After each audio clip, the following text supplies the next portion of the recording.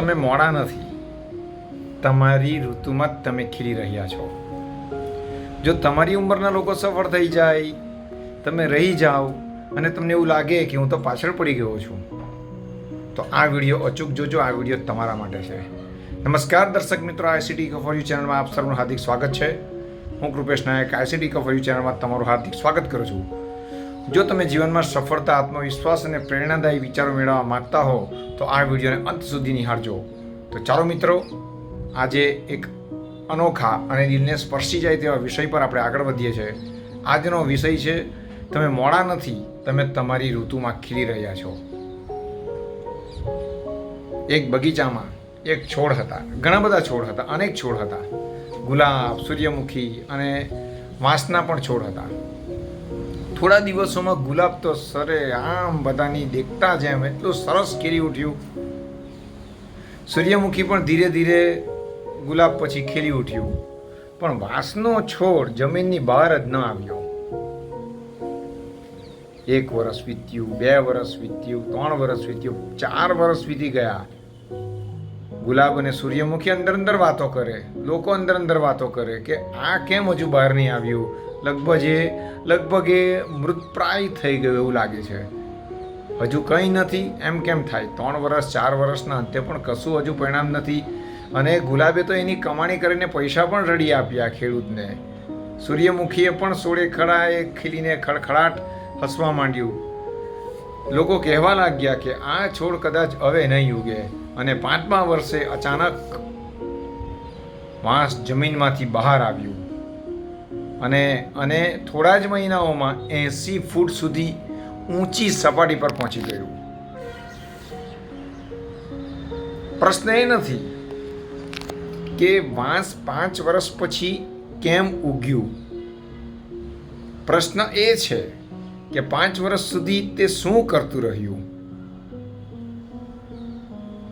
પ્રશ્ન એ નથી કે 5 વર્ષ પછી કેમ ઉગ્યું, પરંતુ પ્રશ્ન છે કે 5 વર્ષ સુધી એ વાંસ શું કરતું રહ્યું. તો જવાબ છે, તે જમીનની અંદર પોતાના મૂળને મજબૂત કરી રહ્યું હતું. મિત્રો, ઘણીવાર જીવનમાં એવું બને છે, તમને લાગે છે કે બીજા લોકો ખૂબ જ ઝડપથી આગળ વધી રહ્યા છે, એમની પ્રગતિ આપણા કરતાં ખૂબ આગળ વધી રહી છે અને આપણે તો એક જ જગ્યાએ ઊભા છે.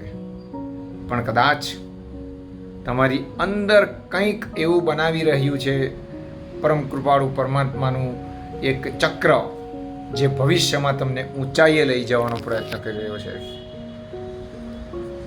યાદ રાખજો, દરેક સફળતાનો સમય અલગ અલગ હોય છે.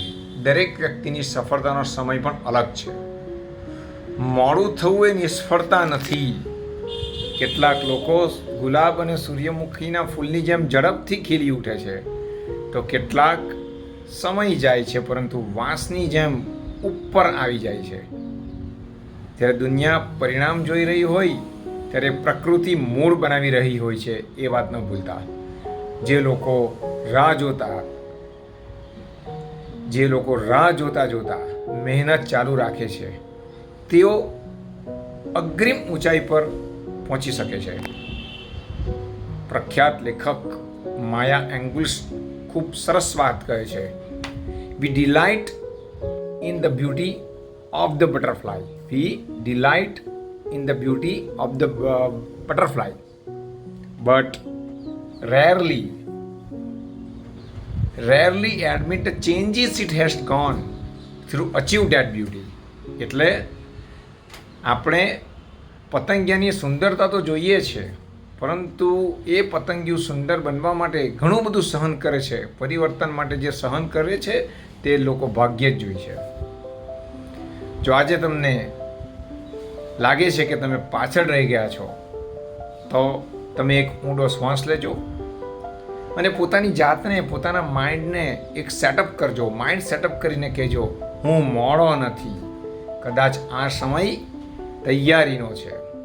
હું મોડો નથી, પરંતુ આ સમય તૈયારીનો છે. કદાચ જીવન તમારી અંદર એવા મૂળ પ્રકૃતિ સાથે બનાવી રહ્યું છે કે તમને ઊંચાઈએ પહોંચાડી દેશે અને બધા કરતાં આગળ નીકળી જશો. થોડીક ધીરજ ધરવાની જરૂર છે. જે તમને આવનારા વર્ષોમાં અદ્ભુત અને અદ્ભુત બીજાઓ કરતાં પણ ઊંચાઈ આપશે. એટલે અત્યારે તમે કંઈ નથી કરી શકતા એનો અર્થ એવો નથી કે તમારા જીવનમાં અત્યારે કશું નથી. તમે ધારો તેટલી ઊંચાઈ તમારા સમય જ મેળવી શકશો. યાદ રાખજો, સૂર્ય અને ચંદ્ર બંને ચમકે છે, પણ બંનેનો સમય અલગ અલગ હોય છે.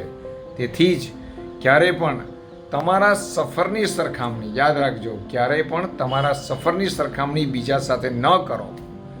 તમારો સમય અલગ છે, એનો સમય અલગ છે. તે છે ને તમે છો.